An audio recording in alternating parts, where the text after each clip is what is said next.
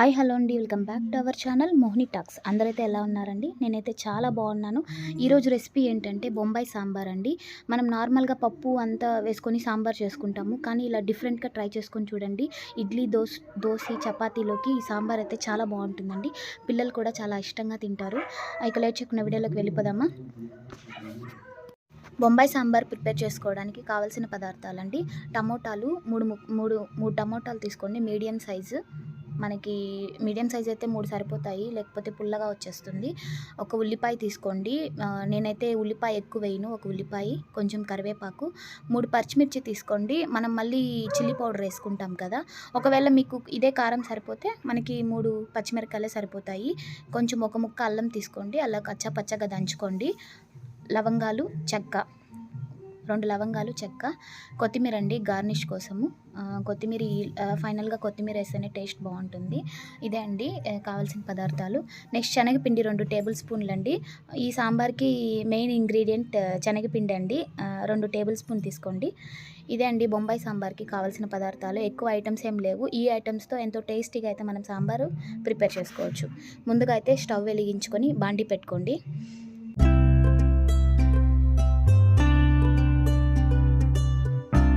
బాండీ అయితే హీట్ అయిపోయిందండి. 2 టేబుల్ స్పూన్లు ఆయిల్ వేసుకుందాము. ఆయిల్ ఎక్కువ అవసరం లేదు, ఈ 2 టేబుల్ స్పూన్ సరిపోతుందండి. ఆయిల్ హీట్ అయ్యాక పోపు వేసుకుందాము. వీడియో కొంచెం అటు ఇటు అయినా ఏమనుకోవద్దండి. వీడియో ఒక చేత్తో వీడియో తీస్తూనే ఇంకో చేత్తో సాంబార్ చేస్తున్నాను. కొంచెం అలా ఇలా అయితే ఏమనుకోవద్దండి. ఆయిల్ అయితే హీట్ అయిపోయింది. ఆవాలు, ఉద్దిపప్పు హాఫ్ స్పూన్ వేసుకోండి, సరిపోతుంది.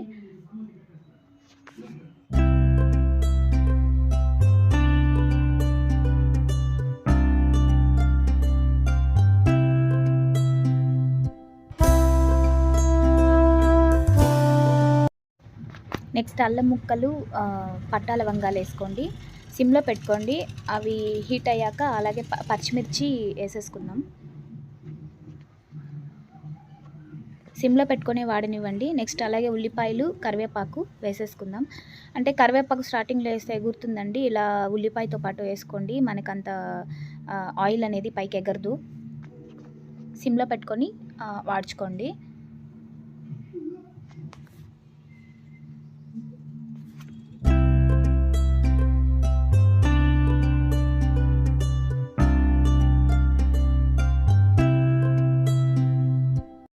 ఉల్లిపాయలు కొంచెం వాడాక 2 టేబుల్ స్పూన్ సాల్ట్ వేసుకుందాము. 2 టేబుల్ స్పూన్ అయితే సరిపోతుంది. మళ్ళీ మనకి సాంబార్ క్వాంటిటీని బట్టి మీకు సరిపోకపోతే వేసుకోండి.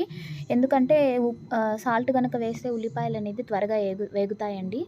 సిమ్లో పెట్టుకొని అలాగే వాడ్చుకోండి. ఉల్లిపాయ అయితే వాడిపోయిందండి. నెక్స్ట్ టమాటా వేసేసుకుందాము. మనకి టమోటాలు ఎక్కువ వేస్తేనే ఈ సాంబార్ అనేది కొంచెం టేస్ట్ అనేది చాలా బాగుంటుందండి. సిమ్లో పెట్టుకొని బాగా టమోటా అయితే వాడ్చుకుందాము.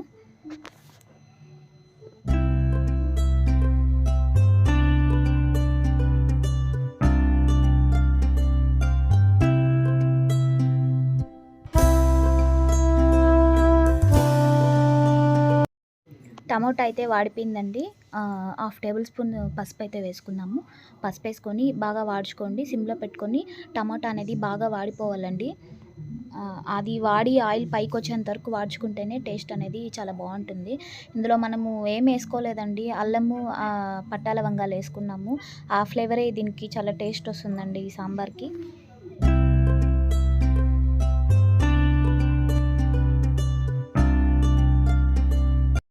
టమోటా అయితే బాగా మగ్గిపోయింది. నెక్స్ట్ ధనియా పౌడర్ వేసుకుందాము.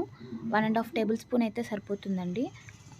అయ్యో, పవర్ పోయింది, ఏమనుకోవద్దండి. పవర్ కట్ అయ్యి వస్తుంది. ధనియా పౌడర్ వేసుకొని సిమ్లో పెట్టుకొని బాగా వాడ్చుకుందాము.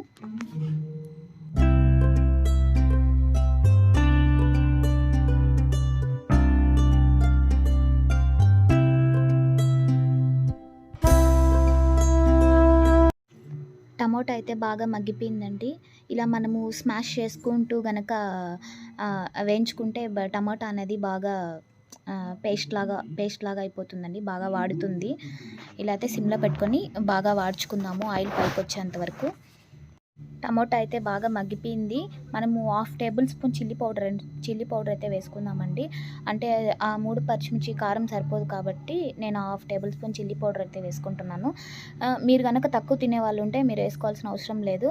ఎందుకంటే ఈ సాంబార్కి పచ్చిమిర్చి వేస్తేనే టేస్ట్ బాగొస్తుందండి. ఆ ఫ్లేవర్ కూడా చాలా బాగుంటుంది. తినడానికి కూడా చాలా టేస్టీగా ఉంటుంది సాంబారు. టమోటా అయితే బాగా మగ్గిపోయిందండి. ఇప్పుడు వాటర్ అయితే పోసేసుకుందాము. మనకి ఎంత సాంబార్ కావాలో అంత వాటర్ అయితే పోసుకోండి. మీకు ఎంత కావాలో వాటర్ పోసుకొని ఫుల్లులో పెట్టుకొని బాగా టమోటా అయితే కొద్దిసేపు ఉడకనివ్వాలండి. ఈ వాటర్ అయితే బాగా ఉడకాల.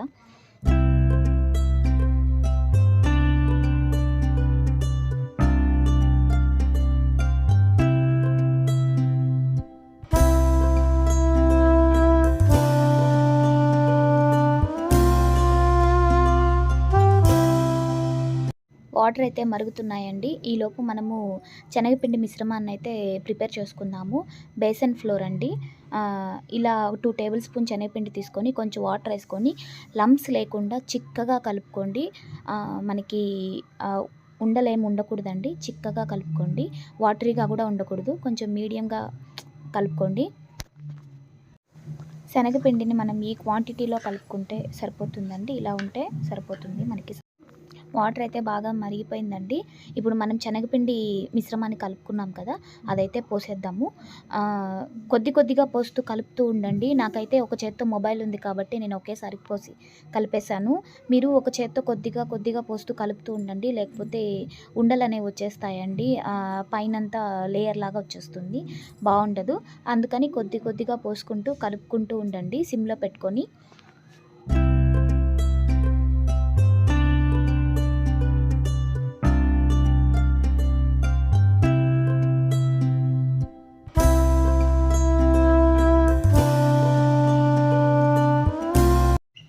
మీకు మరీ కొంచెం చిక్కగా అనిపిస్తే కొంచెం వాటర్ అయితే పోసుకోండి.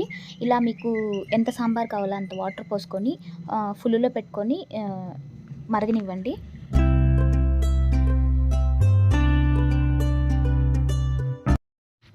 ఉప్పు కారం చూసుకొని ఏదైనా సరిపోకపోతే ఇప్పుడే వేసేసుకోండి. నాకైతే సాల్ట్ అయితే తక్కువైంది, అందుకని వేసుకుంటున్నాను.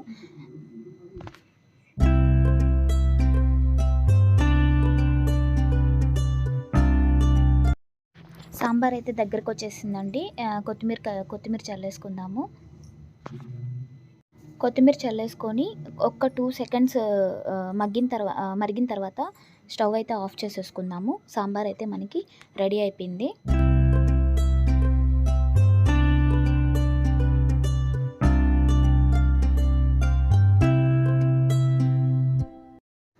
ఇంతే అండి, మనకి ఎంతో టేస్టీగా ఉండే బొంబాయి సాంబార్ అయితే రెడీ అయిపోయింది. ఇది కనుక మనకి ఇడ్లీలోకి దోశలోకి వేసుకొని తింటే టేస్ట్ అయితే చాలా బాగుంటుందండి. మళ్ళీ చేసుకోవాలనిపిస్తుంది. పిల్లలు కూడా చాలా ఇష్టంగా తింటారండి. ఇంకా దోశలోకి అయితే చాలా సూపర్గా ఉంటుంది. ఐ హోప్ ఈ వీడియో అయితే మీకు చాలా బాగా నచ్చింది అనుకుంటున్నాను.